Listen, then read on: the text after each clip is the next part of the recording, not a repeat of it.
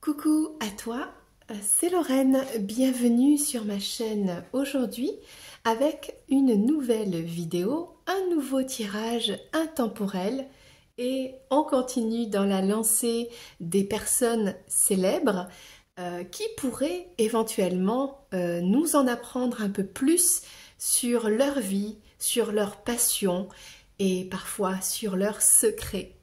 Aujourd'hui, je te propose une immersion dans la vie d'un grand homme. Cet homme incroyable, cet homme connecté qui a révolutionné vraiment la science et l'humanité. Et cet homme s'appelle Albert Einstein. Donc aujourd'hui, je me suis entourée d'énergie comme ça, d'améthyste. J'ai pris un petit peu de géométrie, voilà, la seule chose que j'avais, et mes cartes pour prendre le message concernant Einstein. Alors, comme tout le monde, quand je pense à Einstein, c'est E égale mc2 qui me vient à l'esprit. C'est bien sûr la relativité et le fait que le temps n'existe pas. Einstein disait que... alors comment il disait ça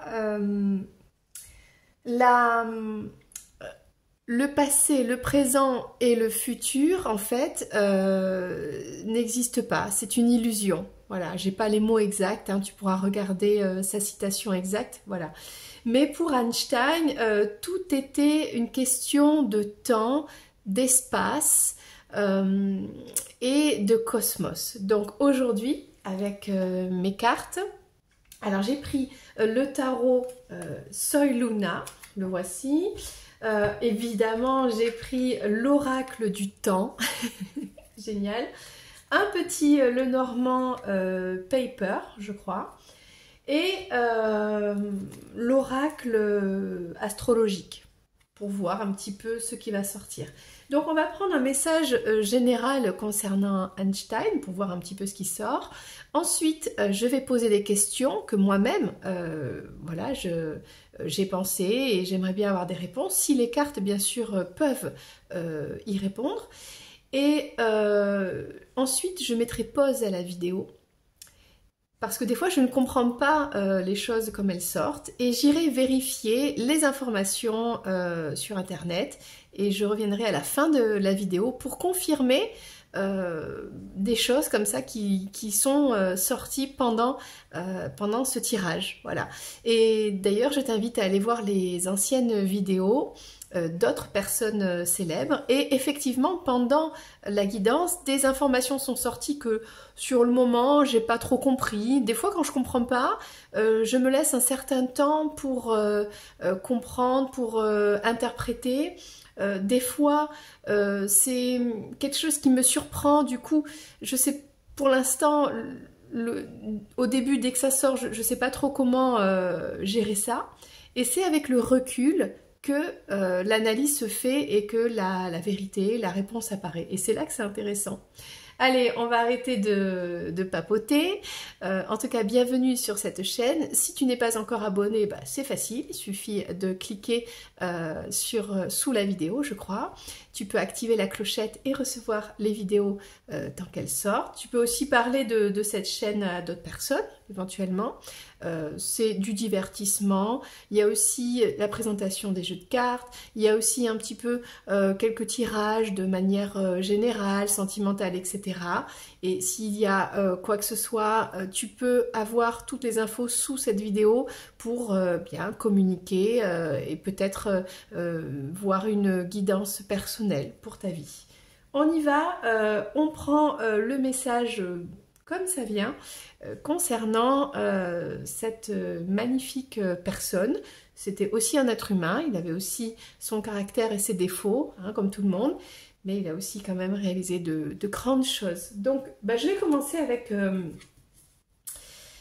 l'oracle astrologique, pour prendre comme ça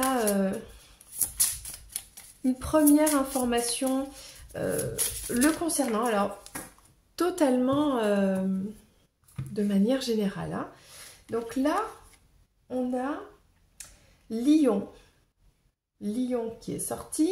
Alors c'est un signe astrologique, on parle aussi de self-confidence, je crois que c'est la confiance en soi, la loyauté et la créativité. C'est vrai que c'était quelqu'un qui avait vraiment un charisme, quoi.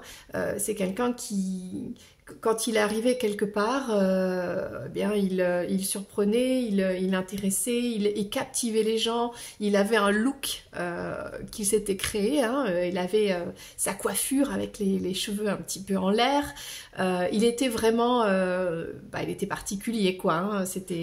Il n'était pas dans la norme, c'est quelqu'un qui n'aimait pas l'autorité, donc il avait ce côté un petit peu, il aimait bien se faire remarquer, il avait confiance en lui, c'était un homme à femme, et oui, il faut le savoir, les femmes craquaient pour Albert, c'est normal, ce côté un petit peu intelligent devait beaucoup plaire.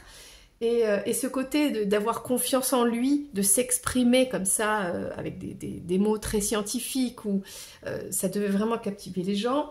Donc il y a la loyauté aussi, et la créativité qui est une connexion en fait avec quelque chose de plus grand, donc une intuition, une énergie qui fait que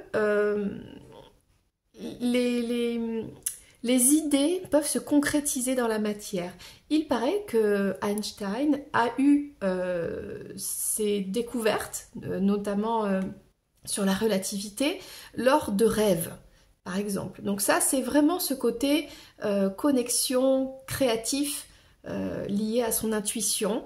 Bien sûr, derrière, il y a du travail, évidemment, il y a de la recherche, il y a des études, etc. Mais il y avait comme ça, comme quelqu'un une forte personnalité et qui savait ce qu'il voulait, quoi. Qui allait chercher ce pourquoi il était là. Voilà, il était là dans sa vie, il voulait quelque chose, il voulait tout savoir, il voulait comprendre comment fonctionnait le monde autour de lui et il s'y est à donner, enfin, corps et âme à ce travail-là. Et c'est formidable. Donc ça, c'était, je ne pense pas qu'il était du signe du lion, hein, je crois pas. À vérifier, mais il ne me semble pas. Bon, je vérifierai quand même l'information. Alors, on va prendre aussi, tiens, pour l'embêter, tiens, une carte de l'oracle du temps. Alors, pour, on va dire, résumer, représenter Albert Einstein, quelle serait cette carte? Celle-ci voulait sortir, du coup je vais en prendre deux. Il y en aura deux. Avec l'oracle du temps. Le temps est relatif, n'est-ce pas? Ah, il y en aura peut-être qu'une finalement. Bah, il n'y en aura qu'une. Il n'y en aura qu'une et c'est celle-ci. Alors ça c'est intéressant parce que c'est le chiffre, enfin le nombre 12. Tout se passe bien maintenant. 12 jours, 12 semaines. Alors 12 mois c'est une année. On a quelque chose avec le numéro, le nombre 12. Alors ça c'est pareil. Je vais le mettre ensemble, à vérifier. Est-ce qu'il y a quelque chose dans les recherches d'Einstein qui intègre comme ça le numéro 12? C'est quelque chose que j'irai voir tout à l'heure dans mes recherches. Bon, maintenant, on va prendre un message de manière générale, si ça vient, et ensuite je poserai les questions concernant ce grand monsieur. Déjà, avec le tarot, on va voir un petit peu qu'est-ce qu'on peut nous dire sur... j'ai envie de poser quand même une première question. Qu'est-ce qu'on peut nous dire sur Albert Einstein, qui n'est pas très connu du grand public, qui est un peu caché, un peu discret, on va dire, sur sa vie. Alors, déjà, on a des désaccords. Bon, ça, c'est normal. Des désaccords qui font de la peine. Ah, sur l'amour. j'ai envie de dire. On a des disputes concernant peut-être sa vie amoureuse. Mais bon, quand même avec le chariot, ça s'arrange. Alors, qu'est-ce que c'est que ça? Est-ce qu'on parle de sa vie sentimentale? Alors, comme je disais, c'est un homme qui a connu pas mal de femmes. Alors, il y a des... On nous parle de disputes, de désaccords, avec un renouveau, c'est-à-dire on n'est pas d'accord, et puis un changement arrive et on repart sur des nouvelles bases.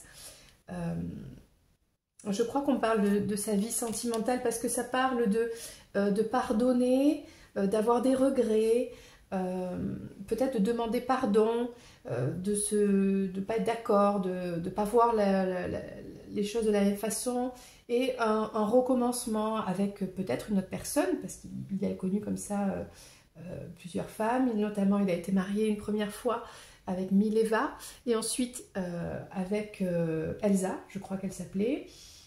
Là, on a un homme qui est quand même très passionné en amour, hein, très passionné tout court, hein, un homme à fond, quoi. Hein.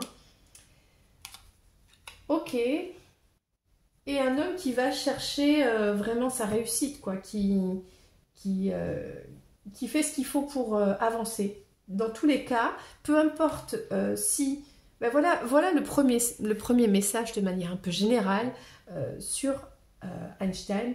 Ça dit que malgré les déceptions, les disputes, les désaccords qu'il a eu de manière émotionnelle, alors ça peut être dans sa vie sentimentale avec les femmes qui ont partagé sa vie, mais ça peut être aussi des personnes proches, ça peut être dans sa famille, ça peut être même le rapport avec ses enfants ou son entourage proche. Il y a eu comme ça des désaccords, des disputes. Bon, et ben, malgré tout ça, il y avait des sentiments sincères, il y avait un amour sincère, il y a eu de véritables regrets, tristesse, mais à chaque fois, il a été capable de rebondir sur ces situations-là. Et lui, c'est j'avance. J'avance et je vais chercher ma réussite. Je continue le travail. Je veux récolter ce pourquoi je travaille dur. Et tant pis pour tout ça. On a quelqu'un peut-être qui a fait du mieux qu'il a pu. Mais voilà, qui continue d'avancer. En gros, c'est ça. Oui, il y a des déceptions. Oui, c'est pas facile. Mais voilà, il est passionné, quoi. Il est le roi de bâton, il est poussé en avant, toujours en action. Il est poussé par sa passion, par son feu intérieur, on voit ici le feu, par son intuition finalement, d'aller chercher ses réponses, de continuer à travailler, peu importe dans sa vie peut-être personnelle, ce qui peut en tout cas lui arriver. Bon, ben c'est un premier message qui montre à quel point c'est quelqu'un qui avait voilà, beaucoup de volonté, de motivation. Alors moi j'ai une première question.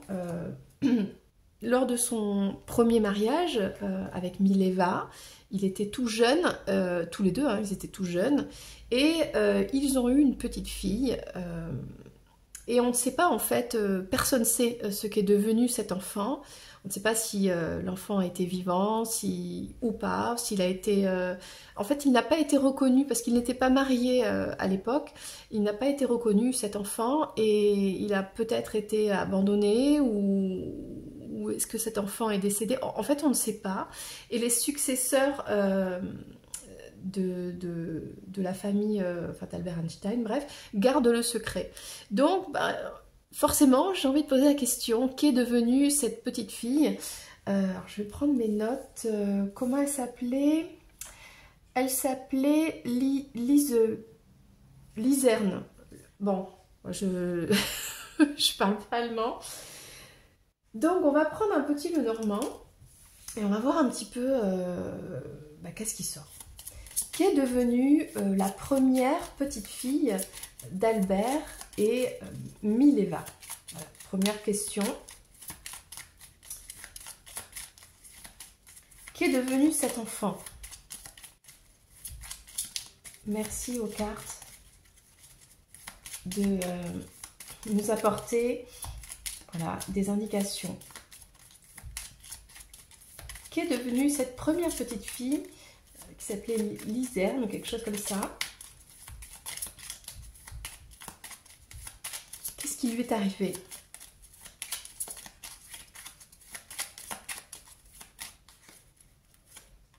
Alors, on a l'énergie féminine. Ok. L'encre. L'étoile. Et l'ours.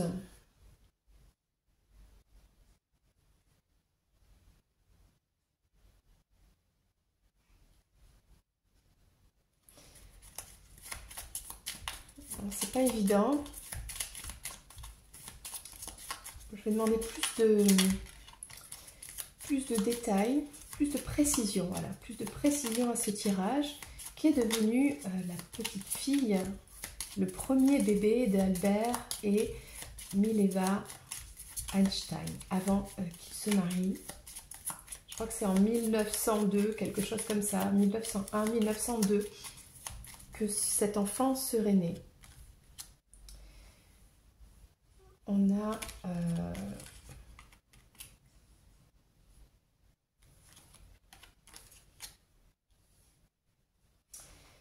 c'est intéressant.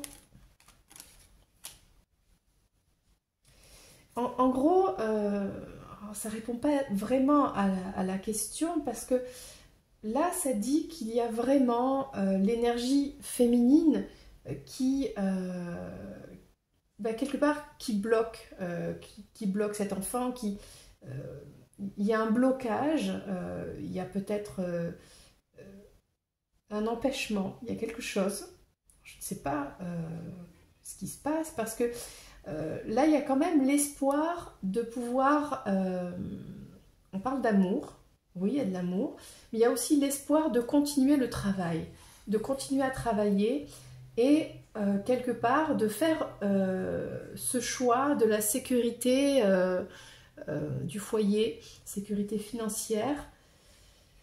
Alors, ça ne répond pas à ce qu'est devenu cet enfant. Il y a quand même le choix ici, la volonté d'une féminine. Alors, bien évidemment, on ne sait pas si c'est la mère ou c'est la petite fille, mais la volonté, je dirais que c'est plus la mère, de continuer à aller dans la passion, le travail, le côté sécurité financière du foyer, etc. En gros, que cet enfant... C'est pas qu'il n'était pas désiré parce que je pense qu'il y avait beaucoup d'amour. C'est pas facile. De toute façon, dès le départ, on voit que c'est bloqué. Dès le départ, on voit qu'il y a un empêchement, il y a quelque chose. Alors, c'est pas la tour qui est tombée, c'est la montagne. Alors, ça répond pas à ma question. De quelle nature est ce blocage? Quelle est la nature du blocage concernant cette grossesse, ce bébé?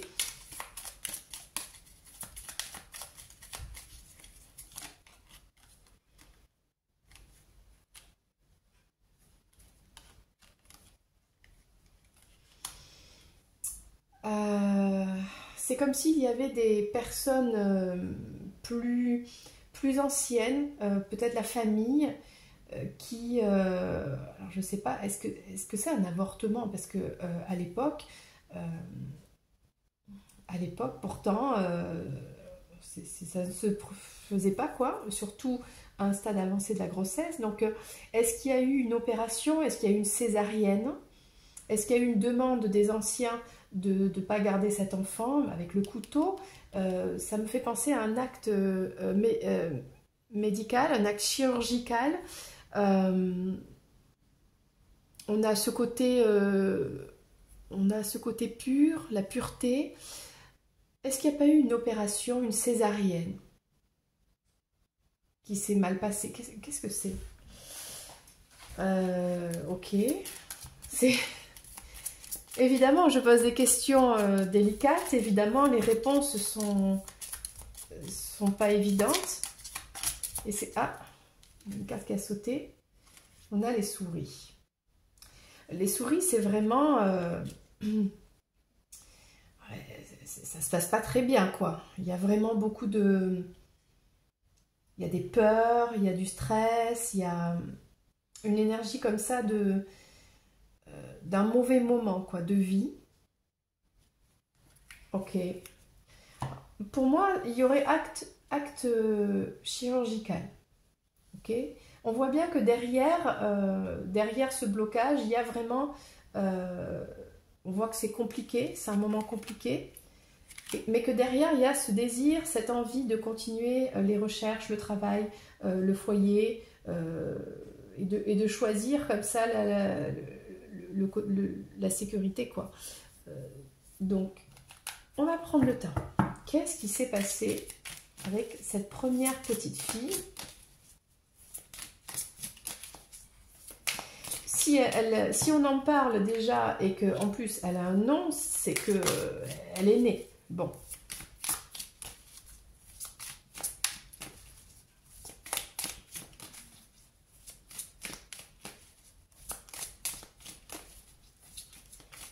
Est-ce que c'est une enfant qui a eu un problème de santé? Qui a eu aussi... Est-ce qu'il est possible d'avoir une opération?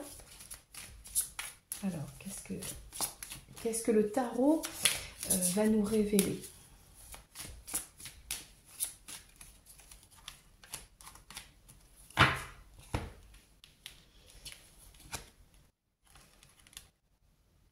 Alors, l'as de bâton, une hésitation, le 2 d'épée, une situation compliquée. On a des couteaux, des épées, on a ce genre de choses. On a un valet, ce qui peut représenter l'enfant. Est-ce que l'enfant est né? Mais qu'est-ce que c'est que ça? Il y a le départ de quelque chose, le départ peut-être de la vie, le départ de la vie de cet enfant. Mais derrière, on voit qu'il y a deux possibilités.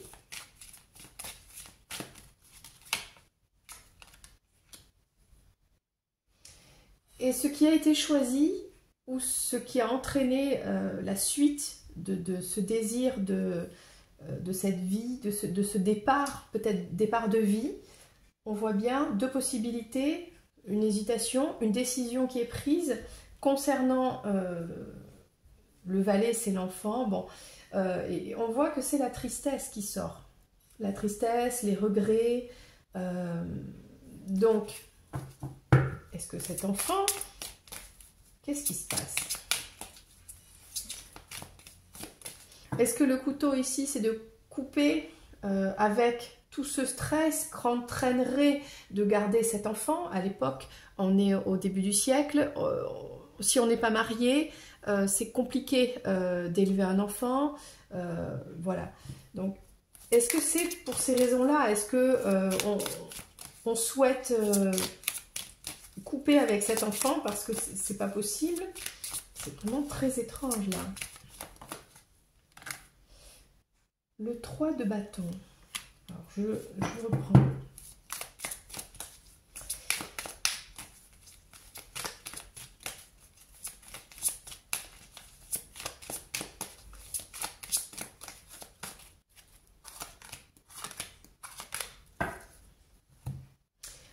On a l'attente. L'attente, c'est le temps de la grossesse, l'attente de ce départ dans la vie. On attendait peut-être l'accouchement avant de prendre la décision. On a le couple, les amoureux. On a un roi. Un roi, donc ça peut être le père. C'est très dur parce qu'on a la tristesse et le manque et le fait d'abandonner, de se sentir abandonné, il y a peut-être l'abandon ici, l'abandon d'un enfant. On a le roi d'épée et le valet d'épée, donc c'est la même famille. Donc c'est peut-être vraiment, est-ce que c'est le père qui abandonne cet enfant? Bon, le père ne reconnaît pas l'enfant, ça on le sait de toute façon. On a c'est difficile pour moi aussi de le dire, mais on a une décision difficile à prendre concernant cet enfant. On a attendu peut-être la naissance. Il y a peut-être eu un acte chirurgical qui s'est passé, où on décide de ne pas vouloir toute cette situation qui peut faire qu'on se retrouve aussi sans rien. Un peu comme la petite souris qui n'a rien à manger, qui est là, qui erre, qui mange comment dire, dans les poubelles, etc. On a avec le 5 de Pentacle le fait de se retrouver un peu à la rue. Donc là, c'est triste, mais il y a cette décision qui est prise. Ok, qui fait vraiment beaucoup de peine, qui est une déchirure, on le voit. Et il y a quand même le roi d'épée qui sort, donc plus pour l'homme. Donc pour Albert Einstein, ça a dû être quelque chose de très difficile. Ça répond pas à ma question de qu'est-ce que cet enfant est devenu, quoi. Hein? Donc je vais prendre, allez, je prends ce que j'ai sous la main, l'oracle du temps, là. Qu'est-ce que cet enfant est devenu, cette petite fille? Est-ce qu'il y a eu un souci de santé? Est-ce qu'elle a été adoptée? Est-ce qu'elle est décédée? Parce qu'il n'y a pas d'acte de décès, donc c'est intéressant. Qu'est-ce qui s'est passé avec cette petite fille? Qu'est-ce qu'elle est devenue, cette petite fille? Tu décides pour toi-même. Donc, c'est une personne qui a pris une décision pour soi-même. Ok. Bon, pour moi, on n'a pas de carte de mort, etc. On n'a pas de carte qui est sortie de maladie, de choses comme ça. Pour moi, c'est un enfant qui a été abandonné. Ok. Une décision qui a été prise pour soi, pour continuer la recherche, le travail, etc., pour favoriser la sécurité, peut-être les qu'en dira-t-on, le foyer, la sécurité financière aussi. Il y a quelque chose comme ça. Donc je vais prendre cette oracle. Qui est devenue la petite fille? En plus, on lui a donné un nom quand même. Donc...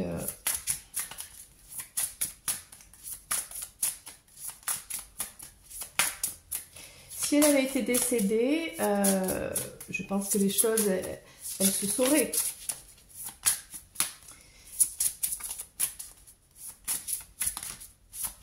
Qui est devenue cette petite fille?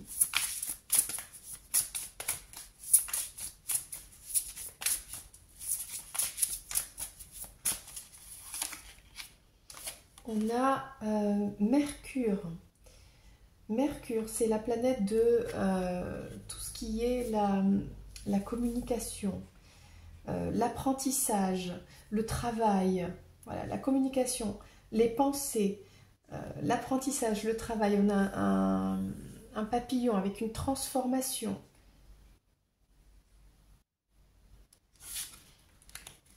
Je vais lire ce que nous dit le livre. Et je reviens vers toi, je m'épose pour avoir plus d'infos. Alors, la planète Mercure, ici, parle de penser, d'apprendre, ce que je viens de dire. C'est la connexion entre ce qui est terrestre et ce qui est du ciel, en fait. C'est une histoire de connexion. Il y a de la spiritualité. Il y a quelque chose ici qui... Alors, est-ce que... Je ne sais pas.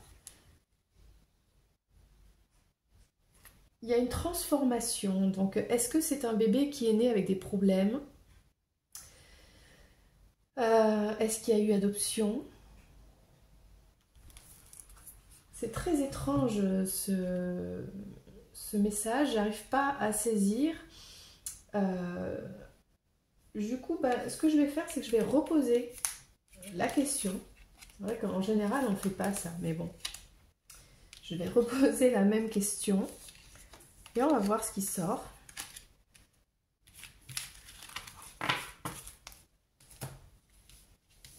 On a eu une première indication et on va commencer cette fois avec le tarot.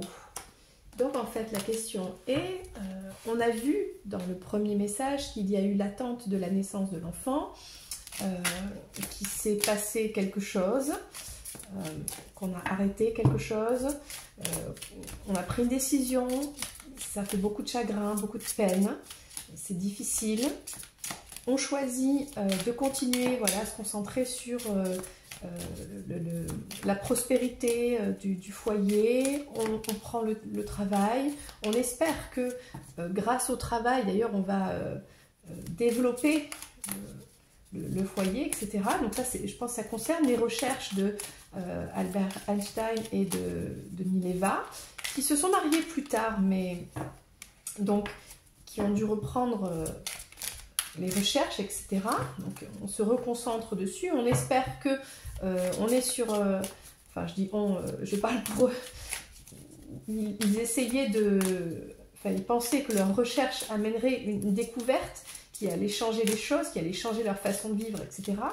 Donc ça c'est les espérances qu'ils avaient, mais ça ne répond pas à cette question de qu'est-ce qu'est devenu ce bébé.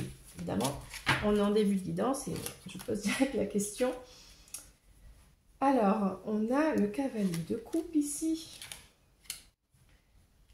On a ce côté tristesse, ennui. On a envie, avec le 4 de coupe. On a les âmes sœurs. Et on a le diable. Qu'est-ce que c'est?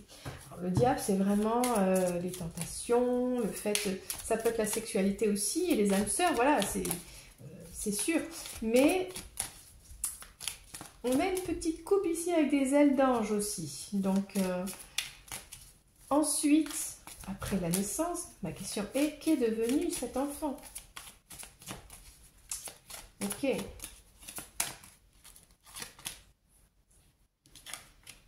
Donc ici, on a la lune. On a la lune. Donc, la maternité, la grossesse, etc. Une maternité qui est belle, on a des sentiments sensibles, on a peut-être une grossesse sensible aussi. Peut-être on a une grossesse cachée, d'ailleurs. Peut-être que elle était cachée, cette grossesse. Il y avait de beaux sentiments, etc. Mais il fallait la cacher. On a beaucoup de travail ici. J'ai l'impression qu'on parle de la grossesse qui est cachée. On doit beaucoup travailler. C'est compliqué de travailler alors qu'on est enceinte. Alors oui, il y a les amoureux, ils s'aiment. Il y a le couple ici qui sort. Mais c'est marrant, mais ça dit vraiment que le diable qui représente les épreuves, tout ce qui fait du mal en fait, tout ce qu'on ne peut pas contrôler de l'extérieur. Encore une fois, c'est pas la tour, c'est pas il y a eu une fausse couche, un accident, etc. Là, ça aurait été des cartes comme la tour, un bouleversement. Et là, c'est pas ça, là, c'est le diable. C'est-à-dire, ça fait du mal. Il y a quelque chose à l'extérieur qui fait beaucoup de mal. Est-ce que c'est le qu'en dira-t-on? Est-ce que ce sont les gens? Est-ce que c'est les épreuves de vie qui font que c'est trop fort? Et le diable, il est plus fort que cette grossesse, quelque chose comme ça. Donc ça fait de la peine, ça c'est sûr. Donc je prends une dernière. Je pense qu'ils ont essayé de cacher au maximum cette grossesse, de se concentrer sur la suite des choses. Mais la vérité finit toujours par... voilà. On a on a Mileva qui devait cacher sa grossesse, qui devait faire comme si de rien n'était. Pourtant, elle sentait, voilà, une situation difficile. Elle devait faire avec, elle devait se concentrer sur ses études en même temps. Donc c'était vraiment une situation très compliquée à l'époque. On travaille, le 5 de bâton, il y a des conflits par rapport au travail, donc par rapport aux études. Ça a dû être très difficile psychologiquement pour Mileva en tout cas, cette première grossesse. Ça, on voit que c'est compliqué. Les cartes ne veulent pas répondre à la question, mais elles parlent bien de la situation. Et on a on a une femme ici. Alors, j'ai pas l'impression que ce soit la personne qui est enceinte. Une autre femme, ça peut être une mère, une proche, qui est vraiment très dure, très froide, qui vient un peu casser l'histoire des amoureux là, qui peut-être est venue dire c'est pas possible, vous n'êtes pas mariés, vous pouvez pas garder cet enfant. Peut-être cette femme elle est venue enlever l'enfant, c'est-à-dire elle a pris l'enfant à la naissance. Oui, une adoption, quelque chose comme ça, pour le placer dans une autre famille. Qu'est-ce que c'est? Et on a ce fameux enfant. C'est vraiment intéressant. Ça, c'est l'enfant qui ressort encore. Bon, allez, j'essaie de... Il faut aussi comprendre qu'on ne peut pas avoir toutes les vérités avec un simple jeu de cartes aussi. Il faut accepter ça. Mais déjà, ça nous dépeint bien la situation que vivait ce couple à l'époque, dans les années 1900, sans être mariés, en train de travailler comme des tarés sur des découvertes incroyables. Ils devaient sentir au fond d'eux que ces découvertes étaient importantes. Et là, boum, il y a un enfant qui arrive, quoi. Et c'est pas... Ouah, le serpent. C'est pas le bon moment. C'est vraiment pas le bon moment. Ça va pas du tout.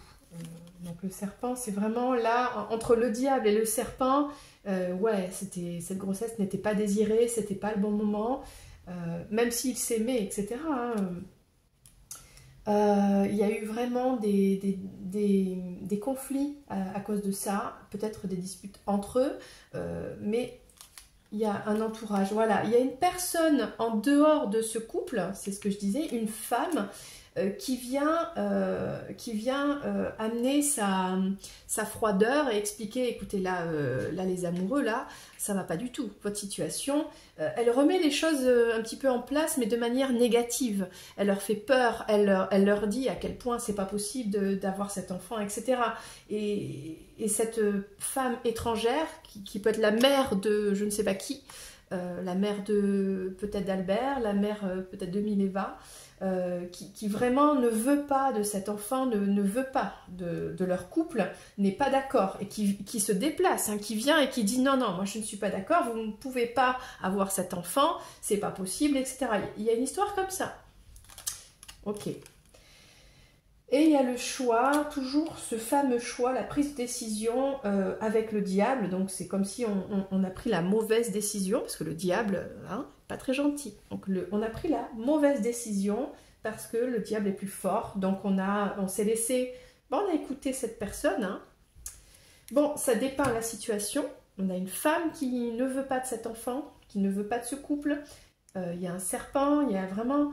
cette énergie tierce, on écoute cette énergie tierce ou on écoute la situation toxique environnante et du coup, ce couple n'aura pas cet enfant. Alors, je ne sais pas ce qu'est devenu l'enfant, c'est ça qui m'énerve, mais ça explique que voilà, on ne peut pas avoir cet enfant dans tous les cas. Ok, ça sert à rien de reposer 10 fois la même question. Les cartes n'en diront pas plus concernant cette question-là. Bon. Donc, l'information qu'on a, c'est que c'est une femme qui n'est pas d'accord. Bon. Alors, je vais prendre du coup une nouvelle question. Mileva, justement, qui elle-même était donc physicienne, qui était à la même université, donc, qui suivait les mêmes cours qu'Albert. Ils se sont rencontrés comme ça, ils sont tombés amoureux comme ça d'ailleurs. Elle était la seule femme, ok, à l'époque. Elle l'a aidée dans ses travaux. Donc ma question est, est-ce que à quel point elle l'a aidée en fait? Est-ce que Albert Einstein Bon, en fait, non, je vais bien reposer ma question. Est-ce que Mileva a aidé Albert Einstein dans sa théorie de la relativité? Voilà. Est-ce qu'elle-même, un peu comme Pierre et Marie Curie, qui ensemble ont inventé, enfin, ont fait des recherches ensemble et ont créé et inventé, est-ce que Mileva a participé à l'élaboration de la théorie de la relativité générale et restreinte. Enfin, il y en a deux, mais alors déjà on a une première carte, on a l'étoile ici. Ok, ça sort. Ok. Le 2 de bâton. Le 2 de bâton, c'est quand même un partenariat, quoi. Ah, il y a tout ça qui sort. Le roi d'épée, on a... alors, le roi d'épée, c'est un homme, Albert Einstein, qui est très intelligent, mais qui n'est pas dans le... qui est dans le recul, dans la distance, dans la froideur, qui reconnaît pas, quoi, hein, qui reconnaît pas le rôle de sa femme. On a le 2 de pentacle, on a une hésitation ici, et on a vraiment cette... Mileva, la reine de couple, la femme dévouée, qui fait tout par amour, qui hésite en plus. Hein. On voit une hésitation sur elle. On voit un homme froid, qui est peut-être très maladroit aussi, hein, qui est maladroit, peut-être égoïste aussi, hein, le roi d'épée. Alors, c'est pas quelqu'un qui est autoritaire, méchant, etc., comme le roi des bâtons. C'est le roi d'épée, donc peut-être il ne se rend pas compte. Bon, faut voir, je vais recouvrir ici. Alors, c'est comme s'ils ont été guidés. Ils ont été guidés, tous les deux, pour leur recherche. Hein. Ils ont été connectés, guidés, ensemble. On voit vraiment avec le 2 de bâton, même si sur l'image il est tout seul, on voit 2 bâtons. Donc vraiment ils sont deux. Cette théorie, elle a été faite à 2. Mais c'est marrant parce que j'ai choisi un jeu où d'habitude le 2 de bâton, il peut y avoir 2 personnes. Bon, là on voit bien qu'il y a 2 bâtons, mais il n'y a qu'une seule personne. C'est ça qui est intéressant. Et c'est ce qui s'est passé, c'est-à-dire que Albert Einstein a gardé tous les honneurs rien que pour lui. Pourtant, ils étaient 2 sur ce travail. Ils étaient bien 2. Ils ont été guidés, c'est bien ce que je dis, par des anges. Ils ont eu tous les 2, en fait... alors, on dit qu'Albert Einstein a fait un rêve qui lui a donné des éléments de réponse à ces questions. Donc, il y a eu des signes, il y a eu une guidance par, je sais pas moi, des anges, je sais pas quoi, pour les aider. Alors, il y a la force et le partenariat. Donc vraiment, ils ont travaillé ensemble, à 2. On a le roi d'épée, donc Albert Einstein, qui était très égoïste, centré, intelligent, mais froid, distant, mais pourtant aussi sensible et reconnaissant aussi, quelque part. Sauf qu'il ne l'a pas... Je pense que c'est ça qui a dû... faire beaucoup de peine à Mileva. En même temps, il y a eu cette histoire du premier enfant qui a dû être compliquée à gérer. Ils sont restés ensemble jusqu'en 1914, donc ils sont quand même restés 14 ans ensemble, à peu près. Donc, il y avait de l'amour, il y avait quelque chose. Hein. On a l'impératrice ici, donc c'est ça, il y a le côté... Alors, je pense que c'est lié à la grossesse, parce qu'on voit bien ici, l'impératrice, elle est enceinte. Donc, il y a ce côté, on a un homme qui a des sentiments pour sa compagne, donc Albert Einstein était amoureux de sa compagne, il était aussi vraiment centré sur son but, le roi d'épée, il a l'épée à la main, il avance, il va se battre pour obtenir son but. Hein. Là, son but, c'est en plus tout ce qui est l'intelligence, donc lui, ce sont ses recherches scientifiques, mais on a une collaboration, on voit bien, et avec la force, c'est la force tranquille, c'est-à-dire on arrive à à ensemble dompter le caractère de l'autre pour ensemble mettre, comment dire, le talent de l'un et de l'autre avec bienveillance pour avancer dans la recherche. Donc on sent que le partenariat permet d'arriver à avoir ces réponses. Ok. Ils sont guidés, ok, par des forces bienveillantes, par les étoiles, par voilà, peu importe l'intuition. Donc ça, on est guidé. Et on voit qu'il y a des hésitations. Cette femme, donc Mileva, qui ne sait pas comment gérer et les recherches et le fait d'être mère, parce qu'elle a eu quand même 3 enfants, donc il y a eu une première grossesse, et elle a eu ensuite deux fils avec Albert Einstein. Donc elle, ben, en même temps, elle gérait le foyer et les enfants. Et oui, l'impératrice, elle gère tout. Et la reine de coupe aussi, hein. Elle aime sa famille, elle aime son compagnon, elle aime son mari, quoi. Elle aime ses enfants, donc voilà. Donc c'est peut-être pour ça que lui, c'est gardé de mettre son nom, le nom de sa femme. Les honneurs, selon lui revenaient à lui. Et la femme devait gérer le foyer. Peut-être c'est comme ça qu'il voyait les choses, hein. En tout cas, elle a participé, on le voit, aux recherches. Voilà. L'entourage, les amis. Il y avait des fêtes aussi. Ok. La vérité, c'est que oui, Mileva a participé à ses, comment dire, à ses travaux. Vraiment. Voilà, la réponse, elle est là. Oui, elle a participé activement à tous ces travaux scientifiques. Malheureusement, elle n'est pas reconnue. Ok, alors je vais poser une nouvelle question, un peu plus, on va dire, un peu plus de manière générale. Qu'est-ce que Albert Einstein a le plus aimé dans sa vie? Qu'est-ce qu'il a le plus aimé, admiré, ce qui l'a fasciné, voilà, le plus dans sa vie? Qu'est-ce qu'il a le plus aimé? Voyons ce que le petit Lenormand va nous dire. Et ensuite, je vais aussi, tant qu'à faire, demander ce qu'il a le moins aimé dans sa vie. Hein, on va voir de quoi ça parle. On va faire 2 lignes. La ligne du haut, c'est ce qu'il a le plus aimé, et la ligne du bas, c'est ce qu'il a le moins aimé. Albert Einstein. Allez, veuillez nous révéler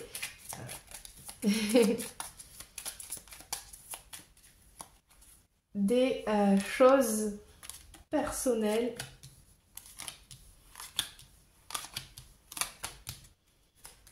Alors, ce qu'il a le plus aimé. Oh, c'est joli ça. Ok, l'encre.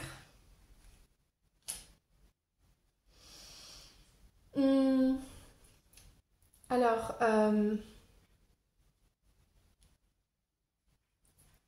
intéressant. C'est comme si ce qu'il a, sa vision de l'amour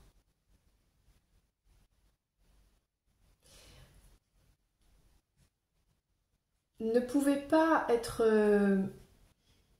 remise en question. Ses passions, ce qui l'intéressait, ce qui le passionnait, ne pouvait pas, comment dire, il ne pouvait pas ne plus aimer. Il était tout le temps passionné, voilà, c'est ça. Il ne pouvait pas se lasser de sujets qui l'intéressaient. Enfin, quand il était sur un sujet qui le passionnait, c'était pour toujours et il était à fond. Voilà. J'arrive enfin à dire des mots sur quelque chose qui n'est pas facile. Lui, il avait une certaine vision des choses et il est resté dans ce fonctionnement-là et il allait jusqu'au bout de ses passions. Alors, ce qu'il a le moins aimé, bon, on a la tour, on voit bien les bouleversements de la vie. les bouleversements de la vie sociale, les êtres humains, les épreuves, les enfants et les lys. Ce qu'il a le moins aimé, qui l'a affecté, c'est peut-être ses enfants, des bouleversements, les épreuves de vie concernant ses enfants. Par rapport à la société. Je sais qu'il a eu un fils qui a été interné à l'âge de 20 ans et qui est resté toute sa vie, et je crois qu'il l'a vu qu'une seule fois. Peut-être ça, c'est ce qu'il a le moins aimé. Bon. Je vais recouvrir avec le tarot, juste pour avoir plus d'infos. Et approfondir, voilà, ce qu'il a le plus aimé dans sa vie, ce qu'il a le moins aimé dans sa vie.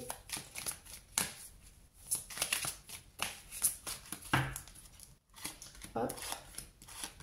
Et moins aimé. Alors, c'est ça, on a cette vision de l'amour. On parle d'amour, on parle de sentiments. On parle d'ennui, de tristesse. C'est comme si ça disait que malgré les problèmes de cœur, en fait, malgré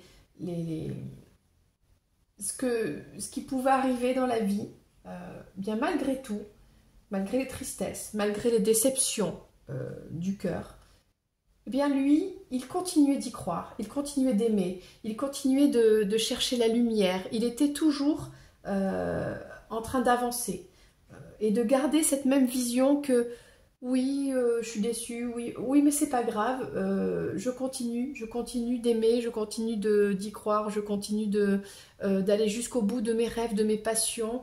C'est quelqu'un qui avançait tout le temps, voilà, qui lâchait jamais, qui n'aurait jamais abandonné. Voilà, c'est ça, c'est quelqu'un qui n'a jamais abandonné, qui jusqu'au bout est allé, voilà, au bout de ses rêves, au bout de ses passions, qui a cru à l'amour encore et encore. Ça, c'est une belle qualité. Hein. Et ce qu'il a le moins aimé, alors on a les épreuves de la vie, on a un roi de coupe, quelqu'un qui est capable de beaucoup aimer. On a des décisions à prendre qui sont difficiles par rapport à l'entourage, les amis, la famille, la société. Oui, on voit le lourd fardeau concernant son enfant. Est-ce que c'est son enfant qui a été interné ? Le 10 d'épée, voilà, c'est très dur, c'est la fin d'avoir perdu cet enfant. Pour lui, ça a été vraiment la pire. Waouh, avec la tour ici, on avait la tour ici, on a le début de la tour et ça finit par la tour. Donc oui, ça c'est un bouleversement, c'est une épreuve, c'est quelque chose qui tombe dessus. On a beau, lui, il a beau être intelligent, etc., comprendre comment fonctionne l'univers, etc., concernant son enfant, ça lui est tombé dessus, ça lui a vraiment brisé le cœur. Il a fallu prendre des décisions très difficiles en société ou avec la famille ou dans l'entourage. Et pourtant, voilà, il avait beaucoup d'amour, mais ça a été voilà, ce qu'il a le moins aimé dans sa vie, qui a été le plus dur pour lui dans sa vie. Peut-être cette relation avec son fils, avec l'un de ses fils, je pense celui qui a été interné. Voilà.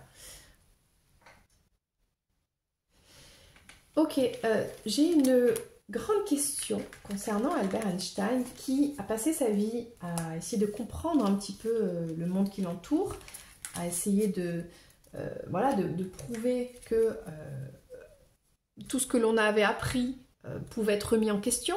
Hein, alors moi, je ne suis pas du tout scientifique, donc je ne peux pas expliquer ce qu'Einstein comment dire, a amené, mais voilà, la relativité, etc., c'est une révolution.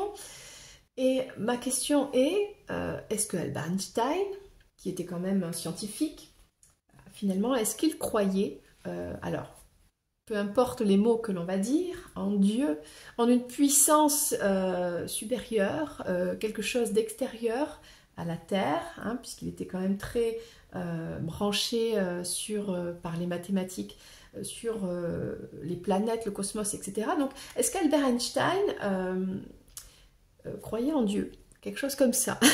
Je fais la question très simple, hein, d'accord? Donc, je prends mon petit Lenormand, là, et c'est parti. On va répondre à cette question. Est-ce qu'il croyait en Dieu?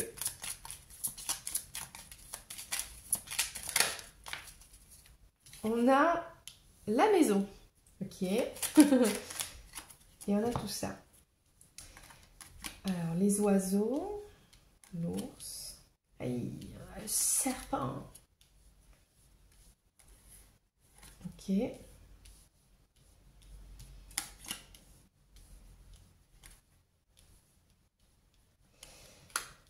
Alors, qu'est-ce que ça nous dit?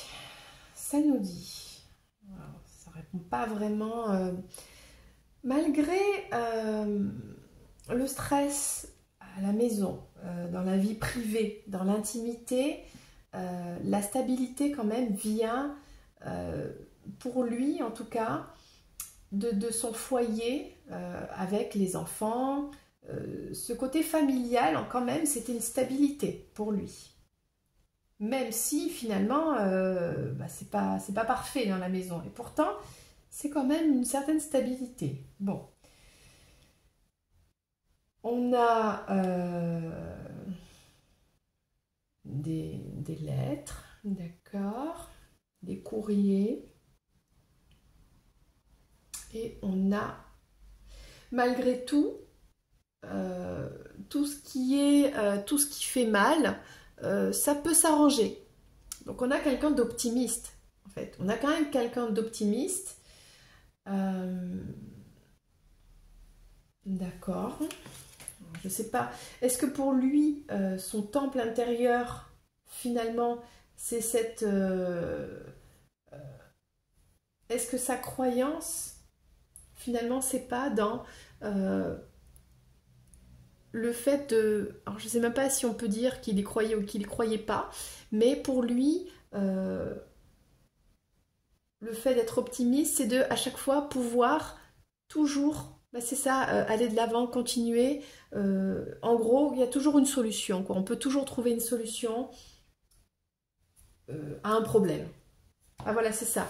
Chaque problème a une solution lumineuse, positive. Quelque chose comme ça. Je vais prendre le tarot pour poser cette question. Est-ce qu'Albert Einstein croyait en Dieu? Le roi de coupe. Ça veut dire déjà beaucoup de bienveillance, beaucoup de douceur, beaucoup d'amour en soi, beaucoup d'amour pour soi, beaucoup d'amour pour les autres aussi. Mais quelque chose de plus grand. Alors, on a quand même hein, le hiérophante. On a le sage, on a l'homme de Dieu, l'homme... on a la force. Je crois que... je pourrais pas dire que c'était quelqu'un de croyant qui le... Comment dire? Qui le criait sur tous les toits. Je pense pas que c'était ça. Mais... Et le magicien. Je pense que c'était quelqu'un à l'intérieur qui avait... cet amour pour cette connexion en fait, une sagesse intérieure. C'est pas quelqu'un qui parlait, je pense, spécialement de religion ou de Dieu facilement, de choses comme ça, mais c'est quelqu'un qui avait une grande force intérieure, une grande sagesse intérieure, malgré que c'était un humain hein, et qu'il était imparfait. Et pourtant, c'est quelqu'un qui avait cette sagesse vraiment profonde en lui. Mais je ne dirais pas que c'est quelqu'un qui allait dire comme ça ouvertement, oui, je crois en Dieu, etc. Je ne pense pas. À vérifier cette information. Quelqu'un qui est connecté, quelqu'un qui a cette grande force intérieure, cette sagesse, mais de manière, j'ai envie de dire, innocente. En fait, c'était quelqu'un qui était juste comme ça, qui pourrait passer pour être... oui, c'est quelqu'un qui est divin. Oui, je pense que c'est quelqu'un qui est divin dans son imperfection humaine, mais quelqu'un qui est divin, tout à fait.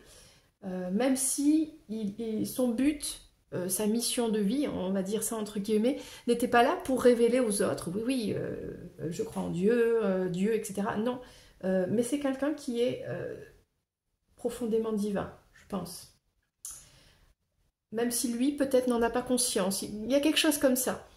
C'est pas facile, cette guidance sur Albert Einstein. J'avoue que c'est pas facile.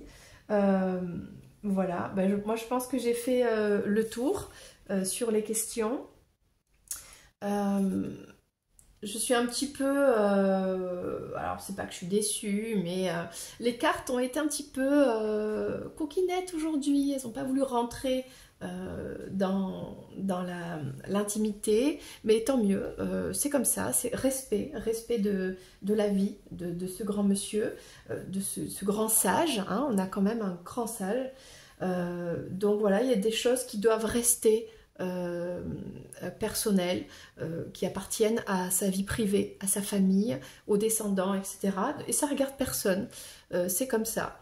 Donc oui, finalement, je pense que tout ce qui a été dit aujourd'hui dans les cartes, ce sont des choses que l'on connaît déjà, mais c'est intéressant parce que on a quand même une belle histoire d'amour avec des difficultés, mais le destin finalement est là, quoi. C'est-à-dire peu importe les difficultés, peu importe tout ce qui s'est passé, peu importe, on l'a vu, hein, les déceptions, les désaccords, etc.